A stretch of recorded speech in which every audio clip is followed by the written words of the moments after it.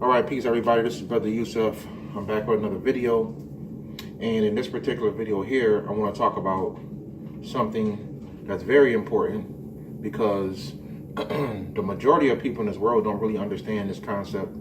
They don't really understand what this is. They usually only understand it based on what someone told them instead of doing the research themselves, okay? And it's very important to understand. So today's topic, we're going to talk about the science of God and the nature of God. The science and nature of God. That's what we'll call it. The science and nature of God, all right? And this is very important because one thing that's for sure, human beings on this planet, we don't really understand what God is, right? And the first and most important thing about God that people need to understand is that God is not just a person. God is a title. It is the title of entities with an S, of different entities. Yes, that's true. There's more than one God. For the God in the Bible to even state the fact that he's a jealous God proves that there's more than one God. Why would you be jealous of a God that's not real? You know, so that means that the God of the Bible must have understood that there were more gods, but he wanted you to focus on him. Okay? So yes, there are many gods, and we're going to talk about the science and nature of gods in this video, all right? So the first thing to understand that's very important is we're going to talk about something called the tree of life. Now, the tree of life has two sides.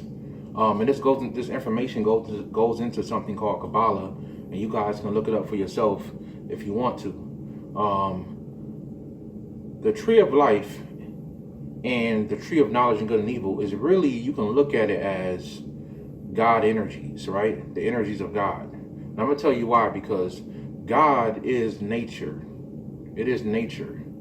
And the tree of life represents cosmic nature on different levels, okay? Cosmic nature on different levels, all right? So on the earth, it will be Malakuth, right? So if you want to understand the energy of Malakuth and raise your consciousness, most people live on Malakuth, and their consciousness is not even really Malakuth. It's lower than that sometimes, right? So you will go from Malakuth, and some, then you have other spirits like Yesod and different things like that. So you will have to master and understand the nature on one level before you go to the next level. And basically, the tree of life is a map of your consciousness, and you can do different things with it. You're right. You can raise your consciousness to different levels in different states. All right. So these are different God states also, and this is very important to understand because we have another tree called the tree of knowledge and good and evil. Some people also call it the Kalipoth. And the Kalipoth has demonic energies. Some people call them elder demons. Elder demons that live in these realms, right? And you have the tree of life that has angelic forces and also celestial forces, planetary forces that are on the spheres. And this is very important to understand, right? All this is very important. So one thing we need to understand is that one universe came before the other, right? And any Kabbalist knows this. They just don't talk about it, right? The Kabbalah, the Kalipoth universe was here first, and the gods built our universe. Our universe was built on top of the Kalipotic universe. So the demonic energies that were there were so powerful, they basically had to be put there because they were just too powerful to deal with. So they were locked away in the Kalipoth. The Kalipoth is literally a whole nother universe, right? And there's different ways to access that energy for those who know, right? And for those who know, there's different ways to access the tree of life energy, all right? So these Kalipotic forces sometimes manifest themselves through nature, right? And that's what I'm trying to get to, and we're going to get into that. So a lot of people look at nature and say, oh, nature's beautiful and it grows trees and nature's so beautiful to look at. And that's true, right? Because the point I'm trying to get you guys to understand in this video is that nature is God. Nature is God, right? So, or an aspect of God. But you can say it's God. The Native Americans understood that. So, yes, nature manifests itself in beautiful ways, but there's a negative side of nature that nobody wants to talk about, and people don't really understand what it is. A lot of these demonic forces that we see around the world, volcanoes erupting, killing people and causing chaos, right? tornadoes and hurricanes and earthquakes. We have to understand that this is God, right? Yes, this is God. This is the nature of God, right? From a different perspective, from a different polarity, right? So that's what God is also. God is also destructive, right? God has a destructive side, and he causes tornadoes and hurricanes and all this other stuff. These are demonic forces that are behind these chaotic events that destroys homes and families and kills everybody. These things don't have no mercy. They kill man, woman, and child when they come through, right? There's no mercy. So this is an aspect of God that is necessary. In the Kabbalah, they call it a necessary evil. They go into something called a necessary evil. I'm not going to get into that too deep. But when you look at the fifth Sephirah, which is Gabriel, that Sephirah deals with the evil things. But I'm not going to go too deep into Kabbalah because some people don't even know what that is. So at the end of the day, God has two sides. He has a negative, chaotic, demonic side, right? And God also has a angelic, celestial, beautiful side, right? And people need to understand that as you go forward and do your studies and understanding what and who God is.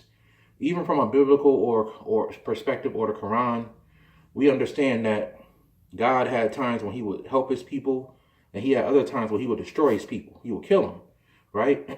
but we don't really understand why would God do that. That's because God has two sides, right? So when we think of God, we have to understand that God is more than just this loving Father that sits on a throne with a white beard in the clouds, right? God is more than that. And the true nature of God is beyond what most people can perceive. It is beyond that. But the problem comes in is that people only understand God from one level, which is the Christian level, right? And God is more. God is earth, air, fire, water, spirit. God is this, God is that.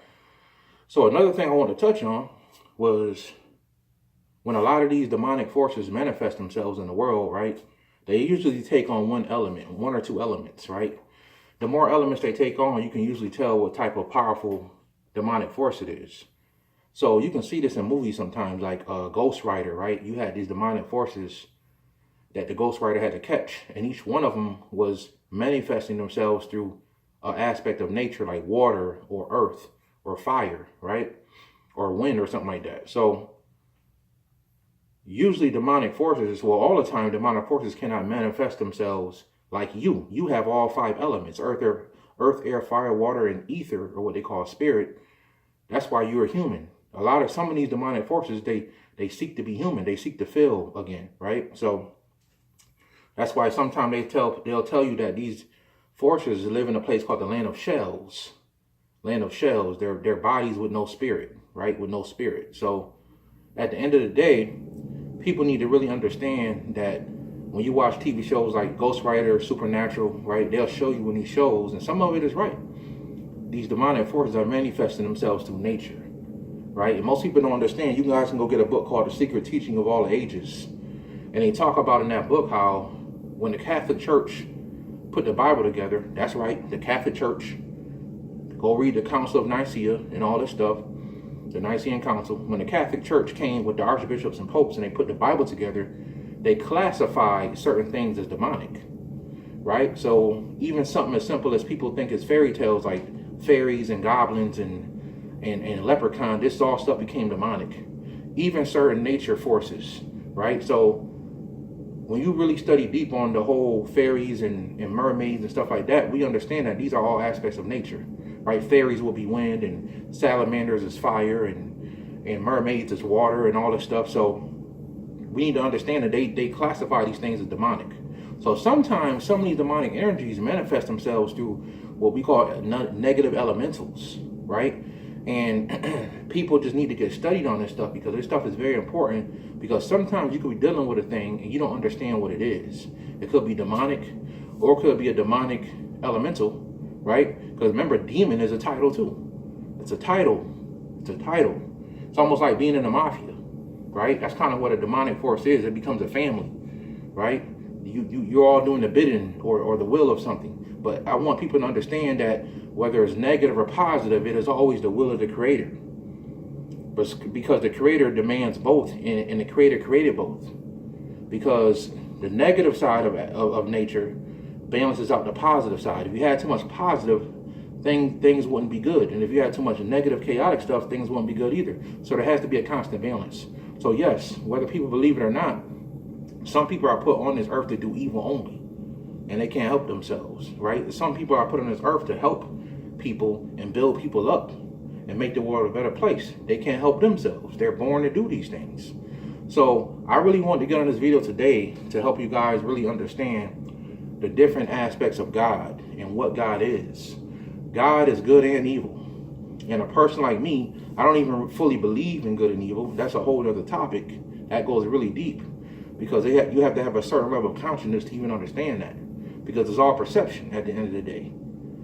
If you see a person walking down the street and they shoot somebody, the first idea you're going to have in your head is this person is evil because they shot somebody. But if you walked up to that person who shot the person and said, hey man, why'd you shoot that person? And they say, look man, I walked in the room and this person was raping my daughter.